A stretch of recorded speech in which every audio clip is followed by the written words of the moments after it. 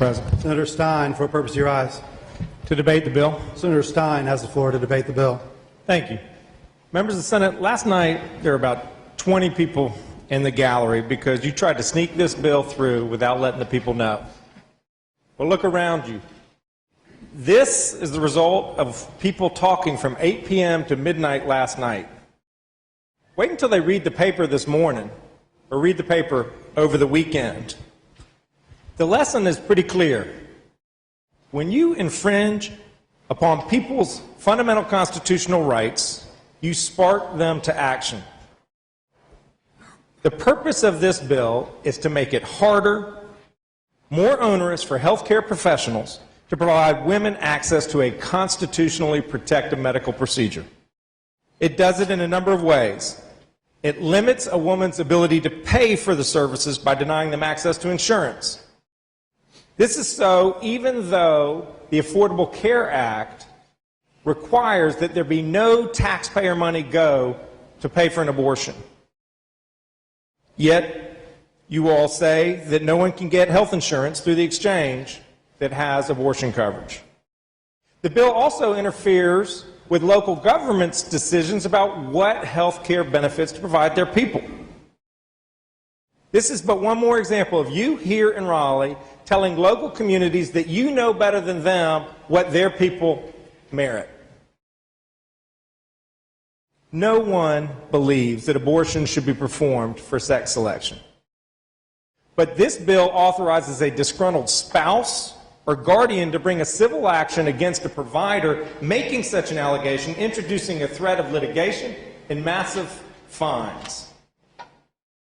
The bill imposes burdens on care, dictating to the doctor how to do his or her job. It requires that the physician prescribing the drug to a person sit with that person while it's being administered. A medical abortion, one which is carried out using medication, is 5 times safer than Viagra. If you really care about Gallery, come to order. If you care about patient safety, is it your position that a doctor needs to be with every man who takes Viagra at the time of administration?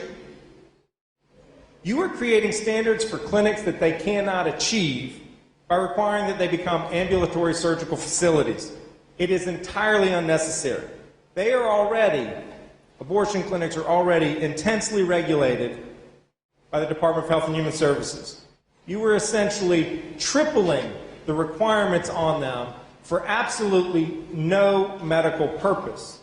Of the 36 clinics in North Carolina, only one, which is in Asheville, meets this standard. So you're saying to any woman who chooses to exercise her rights, she has to drive to Asheville, no matter if they live in Wilmington or Charlotte or Raleigh.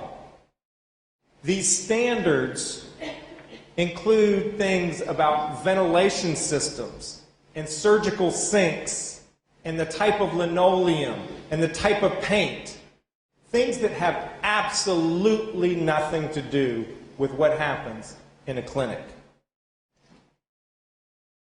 There are hosts of surgical procedures that are performed in outpatient office settings.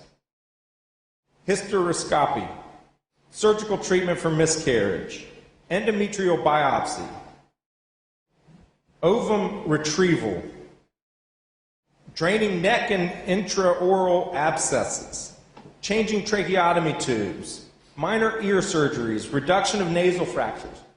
Procedure after procedure are done on an outpatient basis, which doesn't meet the standard of what an abortion clinic has to do under current North Carolina law.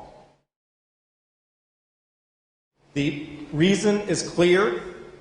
You are trying to shut down clinics providing women health care options. Your efforts will not, however, change what decision a woman makes when facing that most intense, most personal, and most difficult decision as to what to do with their pregnancy.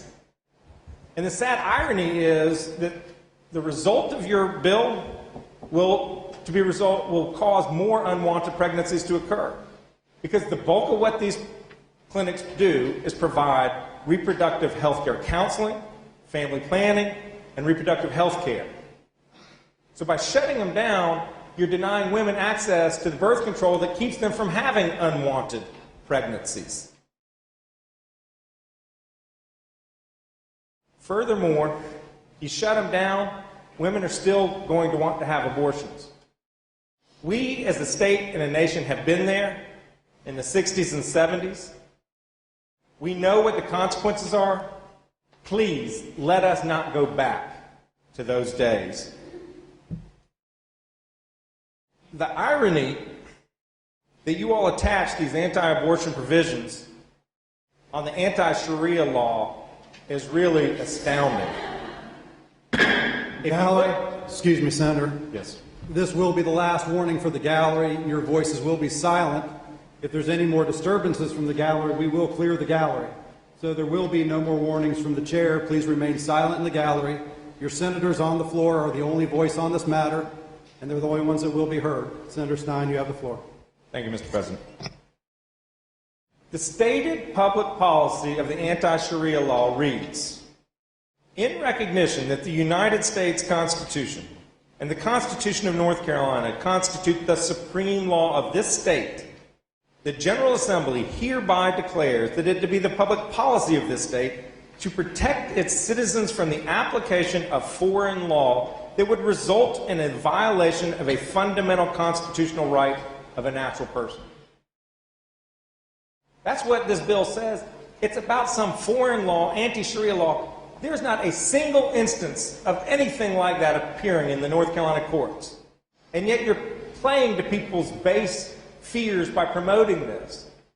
When we don't have anything to fear from the Sharia types, what we have to fear is from the North Carolina General Assembly, Republican Senate, impinging upon people's fundamental constitutional rights. I urge you to vote against this legislation.